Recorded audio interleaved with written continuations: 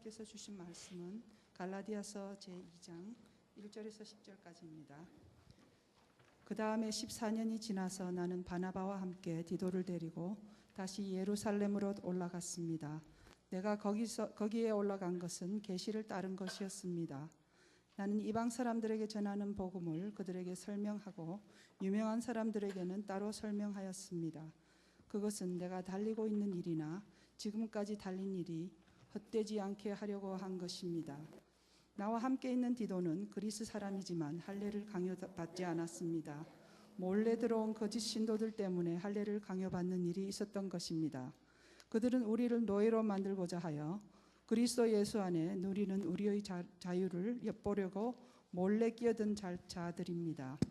우리는 그들에게 잠시도 굴복하지 않았습니다.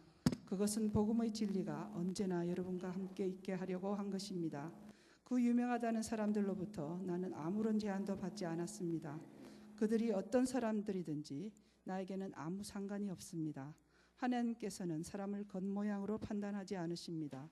그 유명한 사람들은 나에게 아무런 제한을 하지 않았습니다. 도리어 그들은 베드로가 할례받은 사람들에게 복음을 전하는 일을 맡은 것과 같이 내가 할례받지 않는 사람들에게 복음을 전하는 일을 맡은 것을 알게 되었습니다. 그들은 베드로에게는 할례받은 사람에게 복음을 전하게 하시려고 사도직을 주신 분이 나에게는 할례받지 않은 사람에게 복음을 전하게 하시려고 사도직을 주셨다는 사실을 깨달았습니다. 그래서 기둥으로 인정받는 야고보와 게바와 요한은 하나님이 나에게 주신 은혜를 인정하고 나와 바나바에게 오른손을 내밀어서 친교의 악수를 하였습니다. 그렇게 하여 우리는 이방 사람에게로 가고 그들은 할례받은 사람에게로 가기로 하였습니다. 다만 그들이 우리에게 바란 것은 가난한 사람을 기억게 해달라고 한 것인데 그것은 바로 내가 마음을 다하여 해오던 일이었습니다. 아멘. 주님, 우리의 모든 짐을 주께 맡깁니다. 주님 오셔서 우리를 받으시고 주님의 손에서 새롭게 지어지게 하시며 질글 같은 인생이지만 말씀으로 하늘의 보배를 능력 담고 세상에 나아갈 수 있는 은총을 이 시간 허락해 주시옵소서. 예수 그리스도의 이름으로 기도드리옵나이다. 아멘. 우리 예수님께서 이 땅에 오신 것은 우리에게 자유를 주시기 위해서 오셨습니다. 그렇기 때문에 예수님을 모르는 사람에게는 자유가 없습니다. 정말 자유롭다고 하는 미국에 살고 있는 우리들이라 할지라도 만일에 예수님이 우리 가운데 없으시면 참단의 행복과 만족을 우리는 알지 못합니다. 우리는 하나님의 형상대로 지음받았고요. 또 하나님을 우리의 마음에 체험받도록 지음받은 우리는 피조물들입니다. 그렇기 때문에 만일에 우리 속에 하나님으로 예수 그리스도의 말씀으로 채워져 있지 않으면 우리는 결코 자유한 사람이 될 수가 없습니다. 세상 사람들은요, 그래서 하나님으로 체험받지 못한 우리의 이 허망한 마음들을, 이 가슴들을 술과 또 도박과 그리고 마약으로 채우려고 합니다. 중독증에 걸리게 됩니다. 그러나 꼭 중독증이 아니라 할지라도 예수님이 아닌 하나님의 말씀이 아닌 것으로 이 세상 것으로 내 마음을 채워보려고 할 때에 우리 결코 만족을 얻을 수 없고 그래서 자유한 사람이 될 수 없는 것입니다. 우리는 또한 과거에서 벗어나지 못하는 그러한 감옥에 살고 있을지 모르겠습니다. 우리 가운데 그런 사람들이 있을 수도 있어요. 과거에 품고 있는 마음의 쓴뿌리 때문에 미움과 증오와 섭섭함, 원망 때문에 거기에 묶여서 자유로운 삶을 누리지 못하는 것입니다. 사로잡힘을 받고 있습니다. 우리에게 정말 참 자유가 무엇인지 알려주시고 그 자유를 주시기 위해서 찾아오신 주님을 모르는 사람들, 정말 자유를 알 수도 없고 자유가 무엇인지도 모르고 누릴 수 없는 그런 사람들입니다. 여러분, 자유를 모른다는 것이 얼마나 가슴 아픈 일인지 우리들은요, 우리 한민족은, 우리 민족은 조금이라도 다른 민족에 비해서 좀 이해가 더 잘 됩니다. 왜냐? 우리 3.1절이 며칠 전에 지났지만 저와 여러분들은 우리 조상들이 이 3.1 이 일제치하 36년 동안 비록 내 땅에서 살고 있지만 비록 밥은 먹고 살았지만 자유도 없고 인간의 존엄성도 없는 그 36년 동안의 종살이를 통해서 자유가 얼마나 소중한 것인지를 우리들은 알고 있습니다. 3.1 독립운동, 만세를 부른 것 아닙니까? 자유를 위해서 그렇게 외쳤습니다. 그런데 여러분, 그 자유보다 더 귀한 자유를 우리 하나님께서, 우리 예수님이 이 땅에 위아들을 보내시고 그 자유를 주시기 위해서 오셨는데, 그 예수님을 몰라서 그 자유를 모르고 있는 영혼이 있다면 여러분, 우리 가만히 있을 수 있겠습니까? 그 영혼을 사랑하면서 한 영혼을 우리들이 자유를 주시어 오신 예수님께로 인도해야 됩니다. 여러분들 믿습니까? 네. 그리스도의 복음으로 말미암아서 우리가 받은 자유를 어떻게 해서든지 오늘 본문의 바울은요, 그 자유를 지키기 위해서 온갖 힘을 다했습니다. 1절에 보면 바울이 예루살렘에 바나바와 디도와 함께 14년 만에 하나님의 계시를 받고 올라왔다, 그렇게 증거합니다. 예수님을 담에게서 만나고요, 3년 동안 훈련받고 그 다음에 이제 아나니아에게 안수를 받고 눈이 떠져서 어떻게 합니까? 3년을 지난 다음에 14년 동안 여러 곳에 다니면서 바울이 복음을 증거했습니다. 그리고서 이제 다시 올라온 거예요. 그리고 예루살렘에 15일 동안 머물게 됩니다. 그리고 다시 14년 동안 이후로 복음을 증거하면서 로마에서 순교할 때까지 바울은요, 복음을 위해서 살았습니다. 바나바는 바울과 함께 유대인이면서 예수를 믿고 이방인들에게 복음을 증거한 사람이요, 함께 올라간 디도는 그리스 사람이지만 예수를 믿고 하나님의 사람이 된 그리스도인입니다. 다 동역자였습니다. 올라간 이유는, 그런데 예루살렘 교회에, 그리고 그때 당시 초대교회에 문제가 하나 있었습니다. 그 문제를 해결하기 위해서 예루살렘 교회 지도자들과 또 다른 교회 성도들과 그리고 유명한 사람들이라고 하는 이런 사람들을 만나서 14년 동안 바울이 무슨 사역을 했는지 보고하고 그 사역을 인정받고, 그리고 예수님이 주신 이 복음의 진리를 지키기 위해서 오늘 바울이 이렇게 예루살렘에 올라오게 되었습니다. 문제는 이것입니다. 예수를 믿고 하나님의 자녀가 되기 위해서 먼저 유대인이 되어야 하는가, 이런 문제를 가지고 왔어요. 유대교가 지금까지 강조했던 모든 의식과 절차를 따르고 나서야 유대인이 된 다음에 예수를 믿는 자가 될 수 있는가라고 하는 문제였습니다. 아니면 유대교의 전통이나 의식과 상관없이 오직 예수, 오직 믿음, 오직 은혜로 말미암아 하나님의 자녀가 될 수 있는 것인지, 이것 때문에 초대교회가 술렁거리고요, 갈라지고 혼란에 빠지고 흔들리게 되었습니다. 근데 모든 초대교회 교인들은 거의 다가 유대인 교인들이었어요. 그렇기 때문에 초대교회가 시작될 때는 아무런 문제가 없었습니다. 그러나 하나님께서, 우리 예수님이 명령하셨잖아요. 예루살렘과 온 유대와 그리고 사마리아와 땅끝까지 가서 너희들이 복음을 전하고 내 제자를 삼으라 하신 그 말씀대로 이 복음이 퍼져가면서요, 이방인에게도 하나님이 성령이 역사하셔서 그리스도인이 생기게 되었습니다. 그리고 제일 먼저 이방인 가운데 생겨진 교회가 바로 안디옥 교회야. 그 교회가요, 점점 든든히 서고요, 선교사도 파송하게 되었습니다. 바울과 바나바가 깊이 복음을 묵상해 보니까 예수님의 계시를 받으면서 말씀 속에서, 그리고 자기 자신의 사역을 통해서 보니까 유대인이 아니더라도, 할례를 받지 않아도, 유대인의 관습을 따르지 않아도 하나님의 성령은 똑같이 누구에게나 역사하셔서 위로부터 난 하나님의 자녀가 되는 놀라운 역사를 체험한 거예요. 그래서 깨닫기를, 오직 예수 외에 다른 것을 요구해서 그리스도인이 된다, 하나님의 자녀가 된다는 것을 우리가 주장한다면 그것은 아니라는 거예요. 그것이 올바른 복음의 진리가 아닌 것을 깨달았습니다. 그래서 오직 예수만 전합니다. 그런데요, 이것을 문제 삼은 유대인들 중에서 그리스도인이 된 사람들이 많이 있었다는 거예요. 그래서는 안 된다는 거죠. 1500년 동안 이해가 됩니다. 아브라함의 자손으로서, 유대인으로서 갖춰야 될 율법과 제사를 지켜오면서 지켜야 한다고 생각했던 유대인들이 그리스도 된 사람들 가운데에는요, 이해가 안 되는 거였어요. 먼저 유대인이 된 다음에 예수를 믿게 되는 것이다 라고 생각할 수 있었던 것입니다. 이런 문제는 예루살렘 교회뿐만 아니라 당시에 일어나고 있던 많은 초대교회 가운데에 사람들이 들어와서 이 유대교의 전통과 관습을 지켜야 된다고 주장하게 되면서 이제 혼란이 오게 된 거죠. 자, 그래서요, 오늘 본문 4절 말씀에 바울이 이렇게 증거하고 있습니다. 몰래 들어온 거짓 신도들 때문에 할례를 강요받는 일이 있었던 것입니다. 그들은 우리를 노예로 만들고자 하여 그리스도 예수 안에서 누리는 우리의 자유를 엿보려고 몰래 끼어든 자들입니다. 이미 우리는 그리스도 안에서 참 자유를 얻고 마음껏 하나님을 사랑할 수 있는 위로부터 난 하나님의 자녀가 되었는데, 이 자유를 유대인 그리스도인들이 들어와서 다시 한번 빼앗아 가려고 했다는 거예요. 그래서 바울은요, 이 복음의 진리와 자유를 지켜야 했다는 것을 오늘 예루살렘에 올라와서 다른 성도들과 나누게 되었습니다.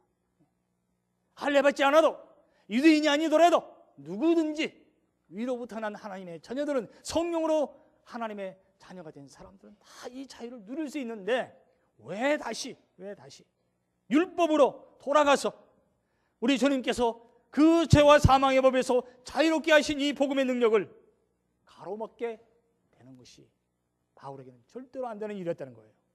여러분, 해방이 선포된 다음에요, 우리 조국에도요 1945년에 해방이 선포됐어요. 그런데 먼 시골까지는요 이 해방의 소식이 전달되지 못했습니다. 일본 사람들이 이제 허겁지겁 보따리 싸가지고 자기 나라로 도망을 치는데, 마을 사람들은 저 사람들이 왜 저런지를 모르는 거예요. 모르고 있는 우리 동포들에게 일본 사람들이 도망가면서 그렇게 했어요. 어떻게 했는가?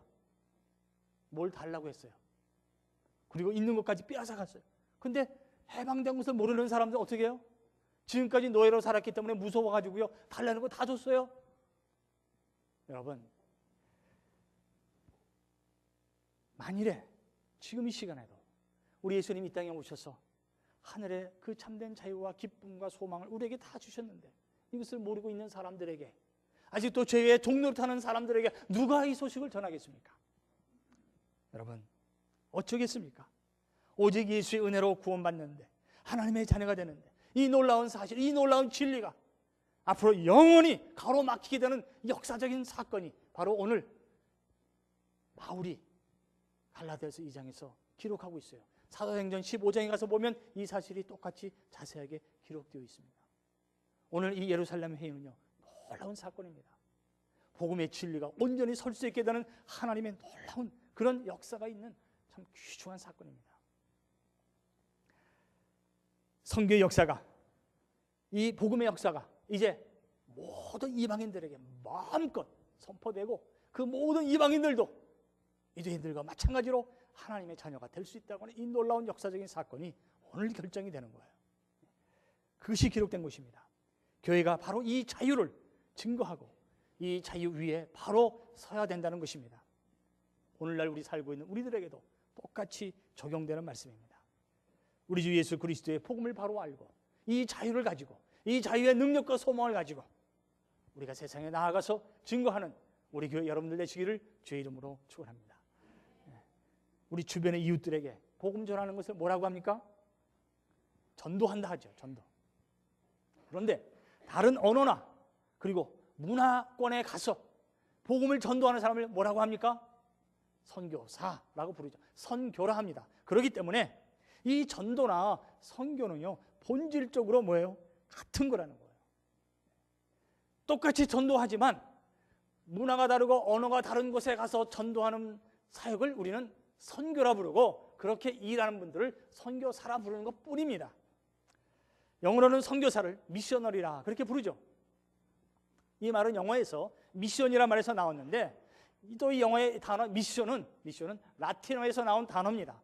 미시오라고 하는 라틴어에서 나오는데, 이 미시오라는 라틴어는 무슨 뜻인가? 보낸다는 뜻입니다. 보냄을 받은 사람들, 그런 뜻입니다. 성경에 선교사라는 단어는 나오지 않습니다. 그러나 이 선교사와 똑같은 의미를 가진 단어가 나오는데, 그것이 바로 오늘 본문 말씀에 나오는 사도라고 하는 단어입니다. 헬라말로 이 사도는요 아포스톨로스라고 하는데, 헬라말도 이 사도라는 말은 보냄을 받은 사람들이다 라고 하는 뜻입니다. 그렇기 때문에 선교사, 미션이나 아포스톨로나 똑같은 의미의 단어지 표현만 다를 뿐이라는 거예요.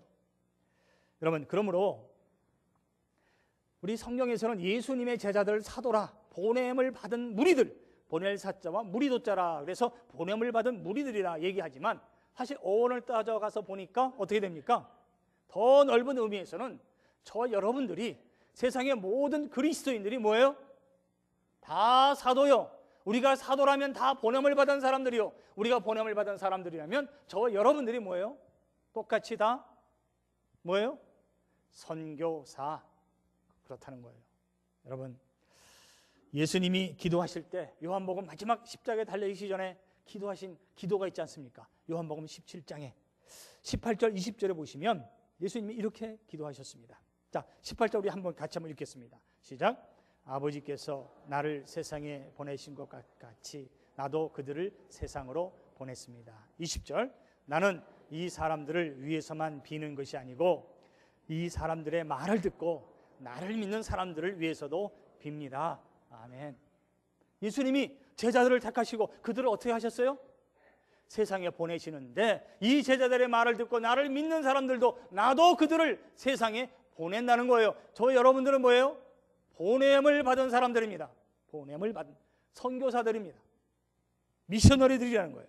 오늘 바울은 본문 말씀에서 사도라고 하는 이 사도직, 이 사도권을 자신이 하고 있는 일들이 다른 제자들과 똑같은 그런 사도의 사명을 가지고 하나님이 나를 보내주셨다고 하는 것을 지키고 그것을 강조하고 계속하기 위해서 오늘 예루살렘 교회에 오게 된 거예요. 사도가 하는 일이 무엇인가를 오늘 바울은 밝히고 있습니다. 사도가 무엇을 먼저 해야 되는가? 사도의 우선순위, 그것은 저 여러분들의 우선순위, 교회의 우선순위가 되는 사역이라고 말할 수 있습니다. 그리스도인의 우선순위요, 그리스도인의 사역을 말합니다. 여러분, 먼저 사도는 무슨 일을 하는 사람이에요? 보냄을 받은 사람은요, 믿지 않는 불신자들에게 찾아가서 전도하는 것이 바로 보냄을 받은 사람들의 가장 최고의 사역, 최우선의 사역이라고 오늘 바울은 말합니다. 여러분, 성경을 읽어보면 아직도 하나님의 자녀가 되지 않은 사람들에게 성경은 뭐라고 말합니까? 단어 하나가 있습니다. 그 단어가 뭐예요? 오노라, 오라고 하는 단어입니다. 오라고 하는. 이사야서 1장 18절에 보면 우리 하나님께서 이스라엘 백성들에게 그렇게 얘기했어요. 패역한 그 백성들이 떠났을 때, 하나님을 떠났을 때 너희는 오노라, 나와 함께 변론하자, 그렇게 말씀하셨어요. 너희 죄가 주홍빛 같을지라도 양털처럼 희게 되리라. 오노라, 그렇게 말씀하셨어요. 이사야서 55장에 가서 보시면 하나님은 뭐라 말씀하셨어요? 목마른 사람은 다 내게 와서 값없이 나의 구원의 운물에서 생수를 얻고 구원을 얻으라. 오노라, 그렇게 말씀하셨어요. 오노라. 마태복음에서 예수님 뭐라 말씀하셨어요? 수고하고 무거운 짐진 자들아 다 내게로 어떻게 합니까? 오노라. 예수 안 믿는 사람들에게는 오노라 말씀하신 거예요. 계시록 마지막 22장 17절에 가서 마지막 책에 가서 뭐라고 말씀하셨어요? 그 얘기를 다 하시고 나서 이 말을 듣는 너희들이요 나아가서 외치라 그랬는데 무슨 말을 외치라고요? 오노라, 오십시오를 외치라고 그랬어요. 오십시오. 목이 마른 사람도 오십시오. 아직 안 믿는 사람들, 자유를 모르는 사람들에게 이 자유를 나누어주기 위해서 가서 외치라는 거예요. 오노라고 외치라는 거예요. 그러나 여러분, 이제 우리 다 예수 믿는 사람들, 아직 예수를 모르고 예수 영접하지 않았다고 생각되시는 분들은요, 주님의 이 초대에 응해 주세요. 그러나 예수 믿고 예배드리는 우리들 어떻게 됩니까? 하나님께 주시는 우리 단어 하나가 있다는 거예요. 그게 뭐죠?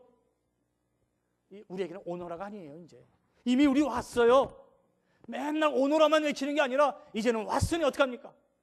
가라 이거예요. 가라. 마태복음 28장에서 예수님이 승천하시면서 마지막 대사명의 말씀을 주셨잖아요. 가서 모든 민족을 제자로 삼아서 아버지와 아들과 성령의 이름으로 세례를 주라. 가서. 여러분, 자유를 모르는 사람들에게 누가 가서 외치겠습니까? 우리가 아니면 누가 하겠어요? 우리는 보냄을 받은 사람들이라는 거예요. 여러분, 갈라디아서 2장 9절을 봅시다. 거기에 보면 기둥으로 인정받는 야고보와 개바는 베드로를 말하죠. 요한은 하나님이 나에게 주신 은혜를 인정하고 그렇다 똑같은 복음을 가지고 증거하는 사도라고 인정을 받고 나와 바나바에게 오른손을 내밀어서 친교의 악수를 하였습니다. 그렇게 하여 어떻게 합니까? 우리는 이방 사람에게로 가고 그들은 할례받은 사람에게로 가기로 하였습니다. 간다는 거예요. 할례받은 사람이 누굽니까? 유대인들을 말하는 거죠. 그러므로 요한과 야고보와 그리고 베드로는 한 팀이 되고 바울과 바나바와 디도가 다른 팀이 되어서 그들이 가는 대상은 다르지만 가서 하는 일의 본질은 같다는 거예요. 자유를 모르는 사람들에게 이 자유를 선포하고 그들도 하나님의 자녀가 되어 이 땅에서 하늘의 자유를 누리게 하는 이 사역, 바로 전도, 바로 선교의 사역을 바울은 말하고 있습니다. 오늘 9절 말씀 바로 앞에 보면 바울은 이렇게 말합니다. 베드로에게 역사하셔서 유대인에게 보냄을 받아 복음을 전하게 하셨다. 나 바울에게는 역사하셔서 나는 이방인에게 가서 복음을 전하는 사도로 삼아주셨다. 그렇게 말씀하지 않습니까? 전도는요, 우리 모든 그리스도인들에게 주신 책임입니다. 그러나 누구에게 가서 전도할 것인가는 각각 다르다는 거예요. 어떤 사람들은 장애인들에게 마음의 부담을 주시고, 어떤 사람들은 가난한 사람들에게 마음의 부담을 주시고, 어떤 사람들은 싱글맘에게 마음의 부담을 주셔서 우리가 가는 방향과 대상은 다르지만 가서 우리가 해야 될 이 복음 전도의 사역, 오노라고 외치는 이 사역은 누구나 우리 모든 사람들에게 주어져 있다는 거예요. 특별한 은사와 관계가 있는 것입니다. 그러나 가는 것은 우리 모든 그리스도인들에게 공통적으로 주어진 책임입니다. 야고보나 게바나 요한이, 베드로나 바울이나 각각 바나바나 디도나 각각 특별한 은사를 받아서 가는 사람은 틀리지만 가야 되는 것은 기정사실이요, 우리가 꼭 해야 될 사역이요 사명이라는 것입니다. 여러분, 2장 7절에서 바울은 이렇게 선포하고 있습니다. 도리어 그들은 베드로가 할례받은 사람에게 복음을 전하는 일을 맡은 것과 같이 내가 할례받지 않은 사람에게 복음을 전하는 일을 맡은 것을 알게 되었습니다. 디도를 보라는 거예요. 그는 그리스 사람인데 할례도 받지 않았는데, 그리고 예수를 믿게 됐어요. 성령의 역사심을 통해서. 그 똑같은 성령의 능력을 드러내고요, 복음에 뜨거운 열정을 가지고 세상에 나가서 복음을 증거하는 이 모든 일이 우리가 하나도 다를 게 없다는 거예요. 그래서 굳이 그가 그리스 사람이기 때문에 할례를 강요하지 않았다는 거예요. 이 디도를 보라는 거예요. 우리가 같이 하나님의 자녀가 되지 않았느냐, 그걸 보니까, 그리고 목사와 함께 기도하니까 하나님의 성령이 역사하셔서 그것에 모인 모든 사람들이 다 같이 누구에게나 하나님의 역사는 똑같이 일어나는 거예요. 유대인에게나 할례를 받지 않은 사람, 이방인에게나 똑같이 일어나는 사역임을 인정을 하게 되었다는 거예요. 여러분, 저 여러분들이요, 이래서 아셔야 됩니다. 우리가 예수님을 구세주로 모시고 있다면 우리가 다 선교사임을 믿고 깨닫고 알게 되시기를 주의 이름으로 축원합니다. 그리스도가 없는, 마음이 없는 모든 사람들이 바로 우리의 전도의 대상이라는 거예요. 소망이요 기쁨이신 예수를 증거하는 사명이 우리 모든 우리들에게 주어진 것을 믿으시기를 바랍니다. 자, 보시는 분들 잠 좀 깨세요. 옆에 있는 분들 얼굴을 쳐다보세요. 자, 쳐다보라면 함께 쳐다보세요. 그리고 선교사님이시군요. 한번 해보세요. 모르셨죠? 우리가 선교사네. 우리가 다 선교사예요. 선교사. 선교사예요. 대상만 다를 뿐입니다. 그러니까 여러분들 목장이 있어요. 그 목장에 주어진 사람들이 다 따로 있다는 거예요. 여러분, 우리 교회에 주어진 하나님의 사람들, 정말 우리의 하나님의 한 영혼 한 영혼을 한번 사랑하면서 내가 선교사임을 알고 이 복음을 증거하는 사명 감당하기 위해 우리는 가야 된다는 거예요. 앉아서 기다리면 안 된다는 거예요. 여러분, 나가서 오라 그러면 그 사람들이 와서 예수 믿고 다시 또 나가는 거예요. 여러분, 그럼 언제 우리의 전도할 수 있을까요? 언제쯤 전도하면 제일 좋을까요? 우리는 늘 그렇게 생각합니다. 아직은 내가 좀 부족한 것 같아. 영적으로 성장하고 좀 훈련을 잘 받아봐야지. 그럼 좀 준비하고 나가서 전도해야지. 여러분, 그러면 언제 우리가 그렇게 될 수 있을까요? 이런 이유 때문에 전도하지 못한다면 죽을 때까지 한 사람에게 너 전도하지 못하고 그냥 하나님 만날 수 있을 가능성이 너무 커요. 여러분, 그렇기 때문에 예수님을 만난 사람은요, 즉시로 그 순간부터 이 전도의 사명을 갖고 세상에 보냄받은 사람이라는 거예요. 마가복음 5장에 귀신 들린 남자가요, 그 무덤 사이를 밤마다 다니면서 이상한 짓을 많이 했잖아요. 근데 예수님이 그 귀신을 쫓아내고 낫게 하셨어요. 그 사람이요, 당장 예수님 따라가겠습니다 쫓아왔더니 예수님 뭐라고 그랬어요? 너 지금 나 따라오지 말고 네 마을로 가라 이거예요. 내 집으로 가라 이거예요. 내 부모에게, 네 친척에게, 마을 사람들에게 네가 어떻게 낫게 되었는지를 뭐라고요? 가서 증거하라는 거예요. 당장 가서 예수 믿고 고침받고 그렇게 주님을 구세주로 믿고 따르기를 원했던 사람이라면 지금 당장 그 일을 시작하라는 거예요. 너무 잘 알잖아요. 요한복음 4장에서 예수님께 물을 떠다 드리고 그리고 구세주를 만난 그 기쁨 때문에 사마리아 그 수가성의 여인이 어떻게 했습니까? 기다렸어요? 아니죠. 당장에 자기의 물동이를 거기에 내려두고 마을로 내려가서 마을 사람들에게 내가 예수를 만나서 구세주를 만나서 우리 기다리던 그리스도를 만났으니 와서 보라고요. 그렇게 전도했을 때 그 마을 사람들, 많은 사람들이 믿게 되지 않았습니까? 여러분, 정확하게 따져보면 우리가 너무 잘 아는 사실이지만 예수 믿는 사람들이요, 예수 믿는 사람들, 오래 믿은 사람들 전도하지 못합니다. 왜냐?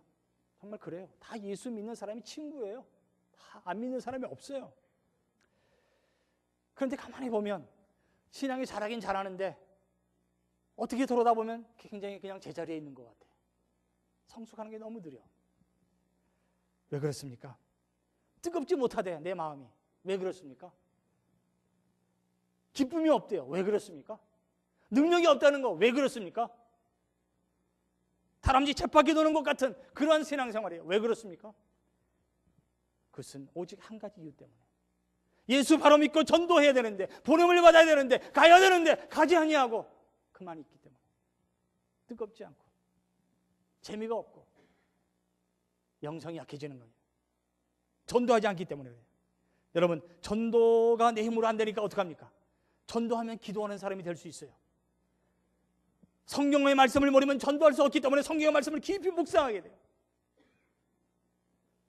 너무나 전도하고 싶은데 사람들이 없으니까 기도하게 되는 거예요. 만나도 정말 내가 어떻게 하면 예수를 잘 증거할 수 있을까? 기도하면서 하나님 앞에 맡기는 거예요.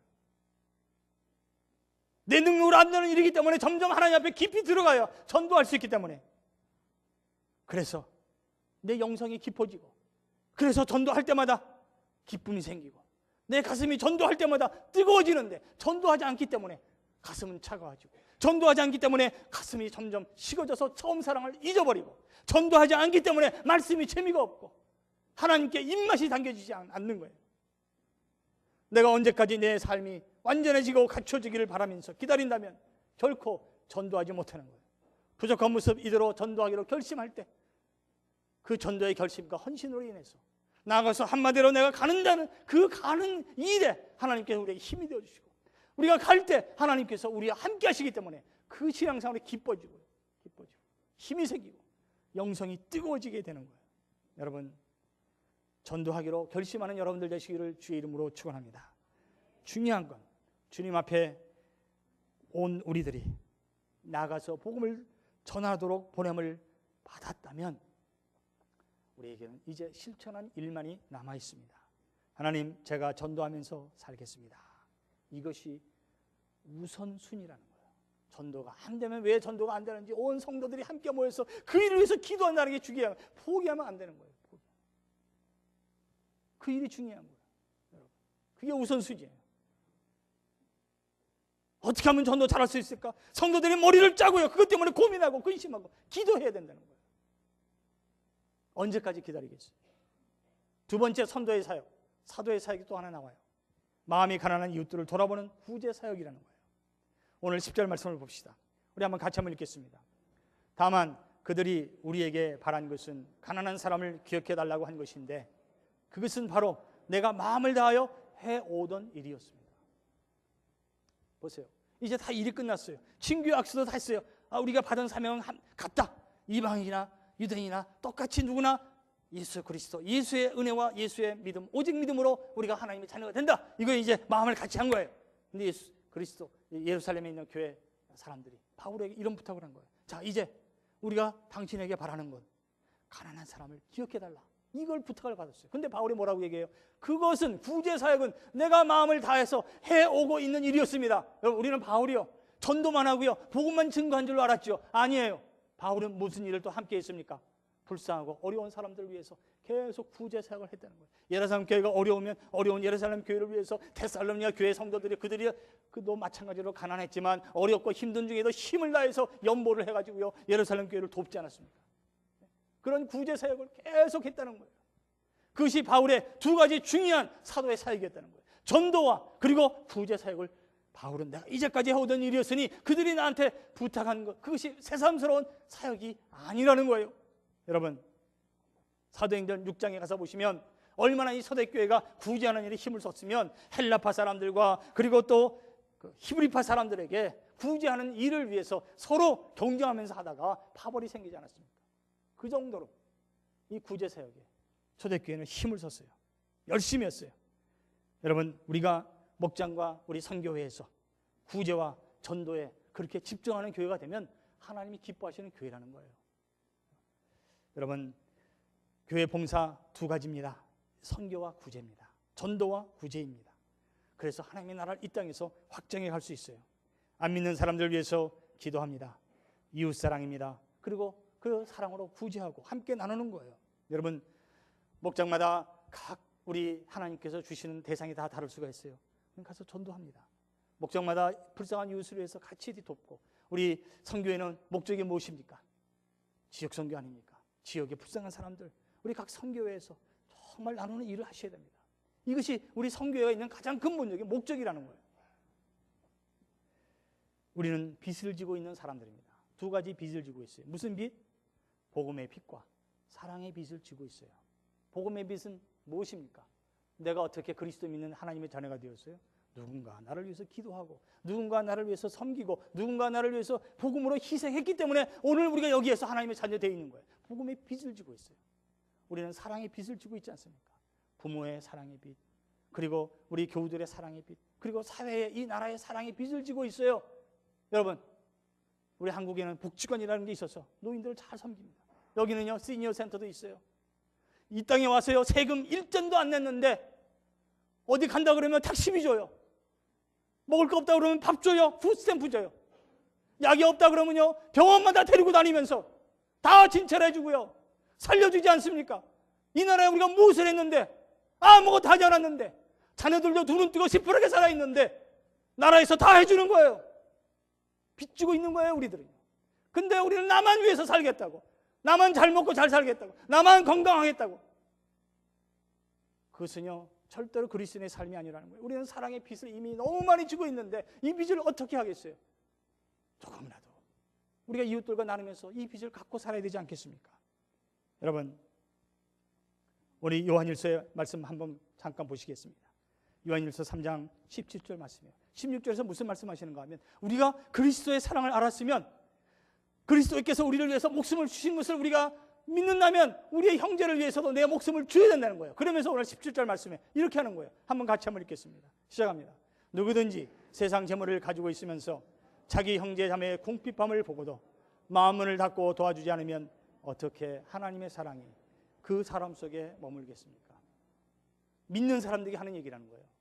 여러분, 이웃과 나누지 않을 때, 구제 사역을 제대로 하지 못할 때 정말 우리가 믿는 사람이냐, 그렇게 묻고 있는 하나님의 말씀이에요.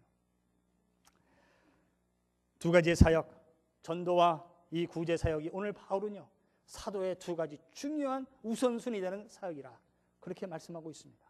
그리고 그 자유를 지키고 복음의 진리를 지키고 또 다시 계속 그 복음 살기 위해 달리기 위해서 오늘 회의를, 예루살렘 교회 회의를 잘 마치고 이제 앞으로 14년 동안 또 그의 갈 길을 달려갑니다. 여러분,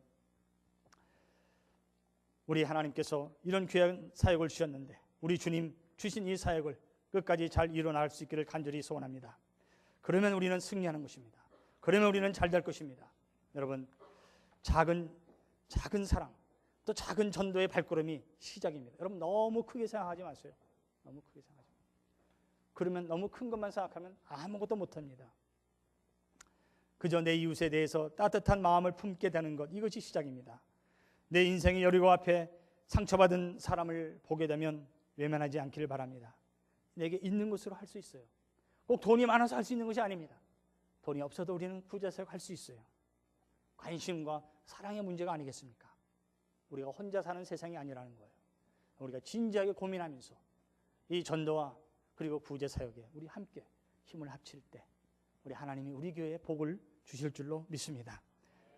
어느 치매에 걸린 아내를 둔 남편의 이야기입니다. 그분의 이름은 라스트 네임이 스틸 워러예요. 잔잔한 물, 정말 그런 심령을 가진 분이었습니다. 아내가 치매에 걸렸기 때문에 아무도 알아보지 못합니다. 그래서 자식들의 권유를 받아가지고 아내를 요양소에 보냅니다. 너무나 마음이 안타까워서 이 남편은요, 하루에 꼭 2시간씩 꼭 자기 아내를 찾아가서 같이 이야기를 합니다. 그리고 갈 때마다 매일같이 아이스크림을 사갑니다. 한 번은 자녀들이 같이 가게 되었는데 자녀들이 그 어머니에게 물어봅니다. 그 아버지를 가리키면서 이 사람이 도대체 누굽니까? 남편에게 안 나오죠. 모르니까. 그런데 그 아내는 그렇게 얘기합니다. 나한테 매일 아이스크림 사다 주는 좋은 아저씨야. 아저씨로밖에 모르는 거예요. 기가 막힌 이 남편이요. 다시 아내에게 묻습니다. 당신은 내가 좋습니까? 그 아내가 말하는 거예요. 그럼 좋지요. 나한테 매일 아이스크림 사다 주잖아요. 남편이 더 기가 막혔어요. 갑자기 떠오르는 생각이 하나 있었습니다. 아내에게 묻습니다. 당신 정말 나를 좋아합니까? 네, 좋아하지요. 좋아하지요. 왜 좋아합니까? 아이스크림 사다 주잖아요. 또 똑같은 대답을 합니다. 한참 이 남편이 생각합니다. 그러면서 아내에게 이렇게 묻는 거예요. 당신 나하고 다시 결혼하시겠습니까? 나하고 결혼해 주겠어요? 나를 그렇게 좋아한다니까 나하고 결혼하시겠습니까? 그랬더니 한참 이 아내가 생각하더니 결혼하겠습니다. 그렇게 대답을 하는 거예요. 그때가 마침 성탄절이었습니다. 그래 이 남편은 자기 아내와 함께 그 성탄절에 다시 결혼을 하게 됩니다. 결혼 예식을 가집니다. 주례가 치매에 걸린 그 아내에게 묻습니다. 여기 있는 이 사람에게 이 남자를 당신의 남편으로 맞아 주겠습니까? 그 아내가 네, 그리고 대답을 합니다. 결혼식이 끝나고 축하연에서 그 남편이 메모지에 쓰인 인사 말씀을 하는데 오늘 이렇게 번거로운 또 바쁜 절기에 결혼식에 참가해 주셔서 감사합니다. 그러면서 그 남편이 하는 말이 나는 사랑하는 아내에게 단 한 번이라도 나를 사랑하는 남편이란 말을 듣고 싶었다고, 그래서 이렇게 결혼식을 갖게 됐다고 그렇게 이제 감사의 인사를 드렸습니다. 오늘 예수님께서 하나님의 아들을 우리에게 선물로 주신 이날에 나는 아내를 다시 선물로 돌려받았다고 그렇게 감격해 했습니다. 오늘 하루만이라도 내 아내가 나를 남편이라고 불러주는 그 사랑의 선물을 나는 다시 받게 되었습니다. 오늘을 참으로 나에게는 가장 소중한 날이요 귀한 날이 되었습니다. 고귀한 사랑의 선물을 돌려받았기 때문입니다. 그리고 그 후로 그 아내와 이 남편이 6년을 또 살게 되었습니다. 결혼식 후에 그 치매에 걸린 아내에게 한 가지 변한 게 있었는데 달라진 것은 이 남편을요 이제는 계속 뭐예요? 아이스크림 사다 주는 아저씨가 아니라 남편이라고 부르게 된 거예요. 여러분, 아내가 6년 뒤에 세상을 떠났을 때 다시 그 남편이 장례식에서 인사말을 합니다. 그의 인사말은 처음 세 마디가 같은 말이었습니다. 이것으로 족합니다. 이것으로 족합니다. 이것으로 족합니다. 제 아내가 그 결혼식 후에 지난 6년 동안 적어도 저를 그냥 남편이라고 불러준 것만으로도 나는 족합니다. 크리스마스와 사랑의 기적이 아닙니까? 그러면서 그 남편은 그렇게 얘기합니다. 남아있는 나의 인생, 이 사랑의 빚을 갚기 위해 제 아내보다 더 힘들고 아프고 외로운 이웃들을 위해서 살아갈 것을 약속하겠습니다. 여러분, 오늘 여러분들은 무엇을 약속하시겠습니까? 우리는 예수님이 나의 신랑이요 우리는 그리스도의 신부 아닙니까? 어디를 위해서 가시겠습니까? 누구에게 오너라 초대하시겠습니까? 누구에게 이 복음의 빛과 사랑의 빛을, 이 빚을 갚아야 할 텐데 누구에게 갚겠습니까? 오늘 다시 한번 우리 전도와 사랑의 결단을 할 수 있는 그런 우리들 될 수 있기를 주의 이름으로 축원합니다. 기도하겠습니다.